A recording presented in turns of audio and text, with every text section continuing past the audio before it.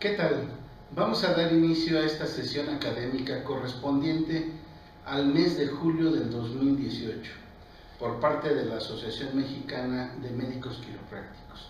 Sean bienvenidos y nuevamente los invito a que nos envíen sus dudas y sus casos clínicos. La finalidad de que nos envíen sus historias clínicas o sus dudas es para que compartamos tanto los resultados negativos, los positivos, las dudas, y principalmente para que nos demos cuenta de cuáles son nuestras debilidades y entonces tratar de mejorarlas buscando alguna actividad académica que nos permita fortalecer esos aspectos.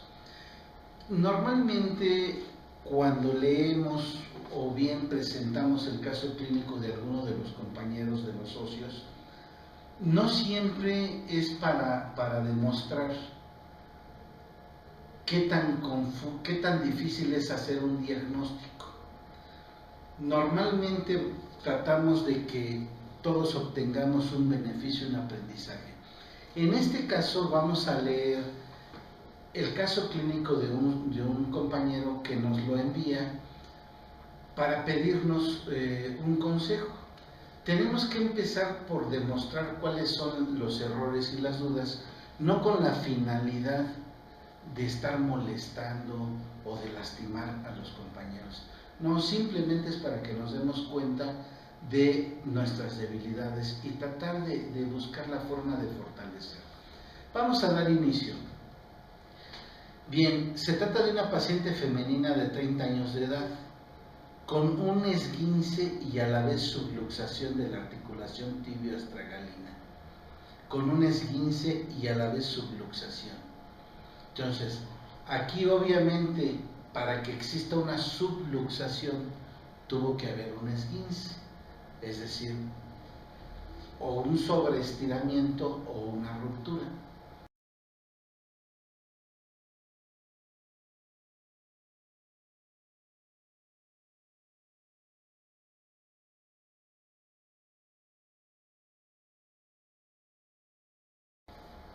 Se le pide a la paciente que vaya a sacarse una placa y se observa una fisura en el malleolo externo y a la vez una subluxación de la articulación tibio-astragalina.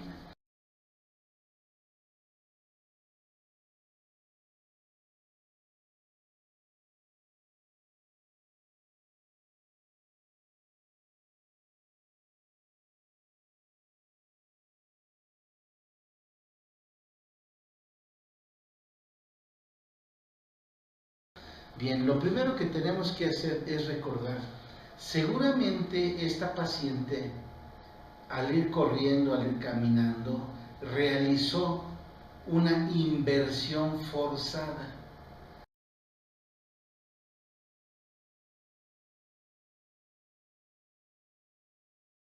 Una inversión con su pie, derecho o izquierdo, no nos lo refieren. Esta inversión forzada, por supuesto, nos va a generar un esguince o una luxación, una fractura. Eso es muy común. Por eso siempre es importante, siempre que ustedes vean un paciente con este tipo de problemas, con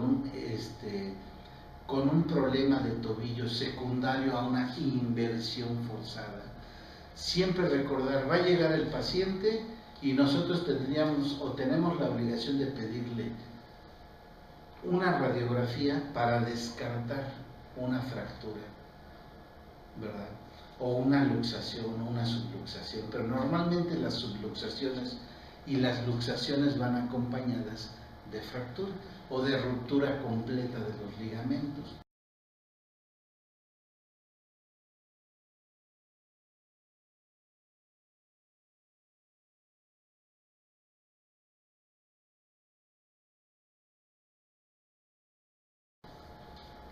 El gran problema, y de acuerdo a la forma de ver las cosas por parte de nuestra población, sufren un esguince o realizan una inversión forzada de su tobillo, y lo que no saben ellos es que se rompió algún ligamento o al menos se sobreestiró. ¿Qué tenemos que hacer con ese paciente? Inmovilizarlo. ¿Por qué? Si tuvo un esguince de primer grado, pudo haber nada más un sobreestiramiento o una pequeña ruptura. Aquí es donde entran en polémica algunos autores. Nosotros no vamos a entrar en ella.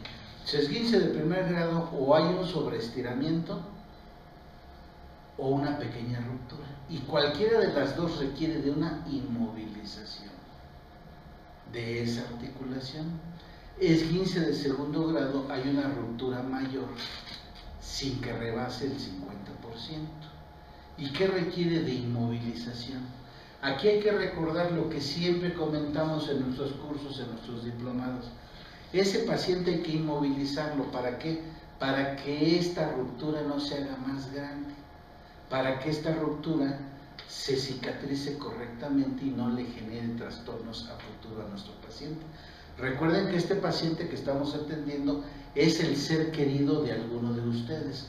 ¿Cómo quieren que lo atendamos? Bien, ¿verdad? Pues así hay que hacerlo. Entonces, esguince de primero o de segundo grado hay que inmovilizarlo. ¿Para qué? Para que se acerquen los extremos que están rotos y se cicatrice de una manera correcta. Pero si yo no lo inmovilizo, si ese paciente no está en reposo, esta cicatriz va a ser más gruesa, va a dañar la estructura y la función de mi ligamento, de mi músculo, de mi cápsula, etc. ¿Está bien? Por eso es que el cuerpo es muy inteligente. En cuanto yo realizo una inversión forzada con mi tobillo, automáticamente todos los elementos que rodean a esa articulación se contracturan. ¿Para qué? Para acercar estos extremos. ¿Y qué sucede? Pues el paciente dice, estoy tan mal que ya no puedo caminar. Miren, no puede caminar porque todo está contracturado, pero esa contractura lo va a favorecer. Entonces va con Chenchito el sobador, y Chenchito el sobador, que se quiere poner la estrella de superhéroe, le empieza a relajar, le empieza a dar masaje, hasta que el paciente dice, ahora sí ya puedo moverlo, miren qué bien me dejó. Lo que no sabe ni Chenchito el sobador ni el paciente es que le hizo un flaco favor, ya que esa ruptura va a seguir ahí y va a tener más dificultades para poder cicatrizar correctamente.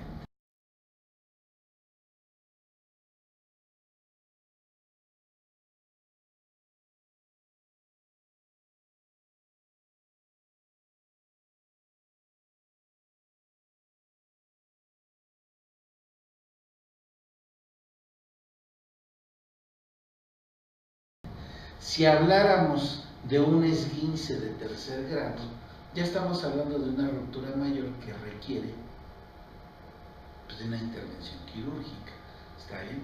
Entonces, siempre que tengan un paciente con un esguince de tobillo, yo les recomiendo, tienen que pedirle una radiografía AP y lateral de tobillo, de esa articulación, para poder detectar que no tenga una fractura. ¿Está bien? Entonces, ¿qué sucede? Normalmente no le pedimos porque queremos sentirnos héroes, queremos sentirnos todopoderosos, y lo primero que hacemos es darle masaje para relajar esa articulación. Y nuevamente les repito, la ruptura va a tener más problema para cicatrizar.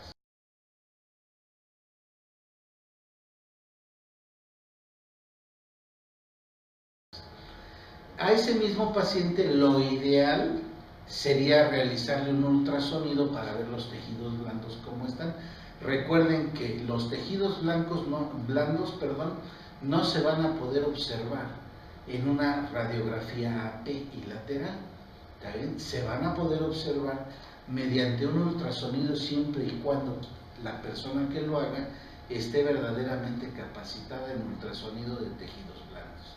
Claro, si este paciente, su recurso económico es alto o es un futbolista, a donde el dueño le interesa saber cuánto tiempo va a estar fuera de circulación, pues le va a tomar una resonancia magnética que va a ser más precisa, más exacta, y nos va a decir a ciencia cierta qué es lo que tenemos que hacer, qué se rompió, cuánto se rompió y como consecuencia en cuánto tiempo va a estar mejor nuevamente. ¿Estamos de acuerdo? Entonces, esta paciente llega, se le pide una radiografía, eso estuvo excelente, se observa una fisura en maleolo externo y a la vez una subluxación. Es muy difícil detectar una subluxación, sin embargo, se podría dar, ¿no? Se podría hacer. ¿Qué es lo que yo les recomiendo? Si ustedes detectan una fisura o una fractura, ese paciente inmediatamente canalícenlo. No se queden con él. ¿Por qué? Porque esa fractura va a dejar un callo óseo y ese callo óseo le va a robar un espacio a la articulación entre los maleolos, la tibia y el astrágalo. Entonces, al rehabilitarse ese paciente, no va a poder hacerlo correctamente. ¿Por qué? Porque ya disminuyó su espacio. Si ustedes se quedan con el paciente los va a culpar de esa disminución del espacio. Entonces, lo que yo siempre les recomiendo a mis alumnos es canalícenlo, quítense de problemas.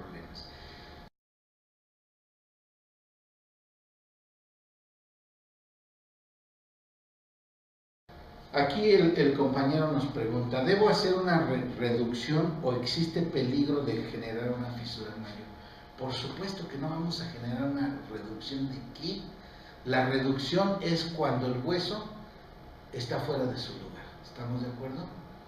Entonces, lo voy a llevar a su lugar correcto. Esa es una reducción. ¿Está bien? ¿Lo debo de canalizar a ortopedia? Por supuesto. ¿Hago una reducción y luego coloco un vendaje? No. Entonces ya quedó claro que no me voy a quedar con ese paciente, lo voy a canalizar. Muchas veces no queremos canalizar a los pacientes por el temor de que ya no me devuelvan a mi paciente. Ese es un error muy grande. Si ustedes canalizan oportunamente al paciente, el paciente se los va a agradecer eternamente. Eternamente les va a quedar agradecido. Entonces, no se preocupen, envíenlo todas las veces que sea necesario y explíquenle al paciente, explíquenle, necesito una radiografía para poder ver que no existe una fractura, pero usted tiene una ruptura o un sobreestiramiento, no lo sé decir, no existe una técnica clínica que me pueda decir qué tipo de esguince tuvo, si de primero, de segundo o de tercer grado. Entonces, esto solamente lo puedo yo saber mediante un estudio de gabinete, ya sea ultrasonido de elementos blandos, de tejidos blandos, o una resonancia de la zona. ¿Estamos de acuerdo? Entonces, hay que aclarárselo al paciente. Es válido que si ustedes en la radiografía no se nota que exista una fractura o fisura, inmovilicen a ese paciente, colóquenle un inmovilizador durante 2 o 3 semanas, dependiendo del tipo de paciente, ¿verdad? Y después de ese tiempo, entonces hagan todo lo que sepan hacer, aplíquenle todo lo que saben hacer, pero ya están seguros y tranquilos de que con ese paciente hicimos lo correcto. Una vez que regresa, ya podemos valorar, ¿verdad? Clínicamente, si se separa esa articulación, estamos hablando, se separa completamente esa articulación, estamos hablando pues, de que sufrió un esguince de tercer grado. Entonces, ¿cómo lo vamos a valorar? Buscando, ¿verdad? O explorando los arcos de movilidad de mi paciente. Los arcos de movilidad de ese paciente van a estar limitados en todos los puntos. Probablemente o seguramente donde tuvo el esguince de tercer grado ustedes van a ver que se abre, es decir, no existe una relación con el arco de movilidad correcto. ¿Qué tengo que hacer? Pues decirle al paciente que tuvo un esguince. ¿Estamos de acuerdo? Entonces recuerden, ya transcurrieron las 3 semanas, ya ese paciente regresó conmigo, ¿qué voy a hacer? Me enfrento a la disminución de la movilidad que yo mismo favorecí por haberlo inmovilizado, pero eso es lo correcto. Y ahí nos vamos a enfrentar ¿verdad?, a la dificultad para la dorsiflexión, flexión plantar, inversión y eversión. ¿Qué tenemos que hacer? Recuerden, colocar su calor superficial, ayudarse con TENS, calor profundo, ya sea con ultrasonido, con diatermia o con láser, perdón, ultrasonido, microondas o láser. ¿Estamos de acuerdo? Y cuando es posible, o sea que estamos seguros de que no hubo mayor problema, hay que hacerle algunos ajustes quiroprácticos. Principalmente a ese paciente háganle nuestra rutina básica. ¿Por qué? Porque es un paciente que ha estado claudicando, que ha estado desconfigurado en su marcha, para que adquiere una postura antiálgica. Entonces va a tener contractura e incremento de los problemas de columna, ¿verdad? Va a tener también problema en cadera, en rodilla, en tobillo. Entonces nuestros ajustes básicos lo van a proteger, el paciente se los va a agradecer, es agradable para él, se va a relajar en forma general y nos va a permitir trabajar correctamente el tobillo. ¿Estamos de acuerdo? Bien, pues me despido en esta ocasión. Nuevamente los invito a que participen como socios, que busquen en nuestras páginas. Ustedes van a ver en la pantalla la dirección para que vean nuestros cursos, a los médicos que participen en nuestro diplomado.